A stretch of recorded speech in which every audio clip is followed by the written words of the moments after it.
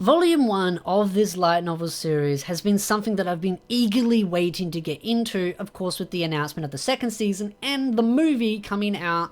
I thought it'd be a good time to actually get into the volumes of the light novel leading up to season 2, reading volumes 1 through 3 so that I know the differences between the anime and the light novel, and then reading the other volumes just after it in line with the episodes, of course, of the second season. So that is something that I'll be doing on the channel for those that are interested. But getting into the first volume, I feel like not too much has changed at the beginning. We really do get to see some of the backstory of course, Bell, learning some of the basics of how he sort of met Hestia, that kind of stuff, and of course learning about the systems, loot, EXP, money, skills, you name it. It goes into that sort of nitty-gritty stuff. It's very similar and basic in that sense.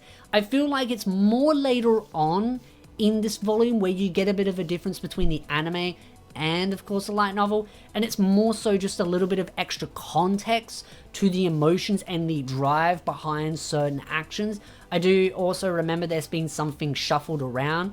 I was trying to read this in line with, of course, the episodes, and I do feel like there was some differences in the shuffling of order. It doesn't make a difference, really, how it was done in the anime to the light novel. It just slightly was shuffled around to kind of order better in the anime itself, so it flowed a lot better, but in the light novels, it was still perfectly fine. Either or either way, it doesn't really bother. It's not like you have to read the light novel to know any major details in the flow. It's not like that changes, but there is definitely some extra details when it comes to sort of Faya. I feel like you kind of get to understand Faya a lot better in this volume. And that's mainly because in the anime itself, Faya to me just comes off like she's just toying with Bell. As much as she's still doing that in the light novel, you understand the other motives in her. You can tell that she is generally kind of feeling something for Bell.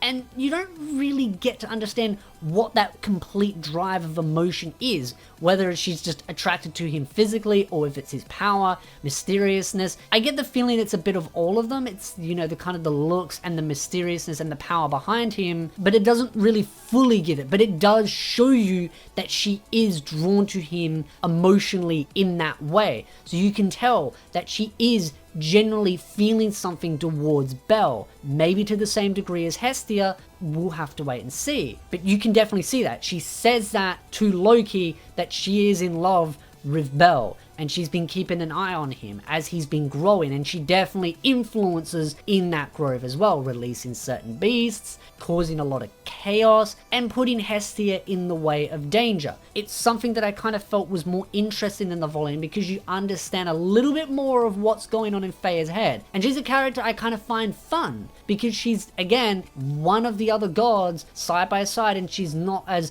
good as it seems. She's definitely mysterious, she's definitely conniving, she's definitely got something up her sleeve, and she's very, very kind of evil in some of the actions that she does. Again, she's not scared to knock someone out of the way to get what she wants. So I'm interested to see the differences, again, in the later on volumes between Faya and some of her actions and motives and drives and just what ticks in her head. But again, I feel like everything else from that point on is very similar. Of course, Bell growing, building, making new friends.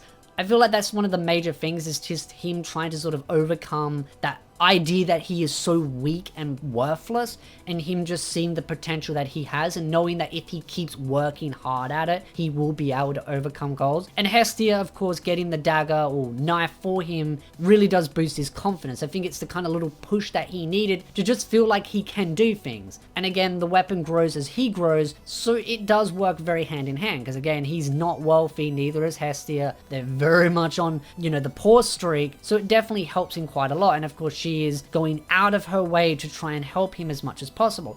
And you can really see that she has grown quite a lot, especially in this volume, and a lot more of the drive that really makes her quite heartwarming. I've always loved Hestia as a character because she is so supportive, loving, and caring. As much as she can be very dorky and crazy and spontaneous, deep down inside, Hestia is a very gentle, kind-hearted, sweet individual. It's what I love about her. But at the same time, I love Faya because she's just, she's a little bit crazy and a little bit fun to just kind of see the motives and the drives. And Bell growing in power so he can try and go to the bigger floors, defeat bigger monsters, building that speed, dexterity, and strength up so he can make the money necessary to buy a little bit of better gear, be able to help Hestia a bit more. And it's a very cute thing. And of course, learning what drives him as well. Sort of that drive of wanting to pick up a girl in a dungeon so he can show that he's a hero that puts a smile on everyone's face. No matter who they are, he's always there to try and help them, no matter the situation, and protect those around him. So overall, I'd love to know your thoughts in the comment section down below. What are your favorite parts about this? Who's your favorite character? What do you love about Hestia? I'm sure people can come up with 2 reasons, at least, huh?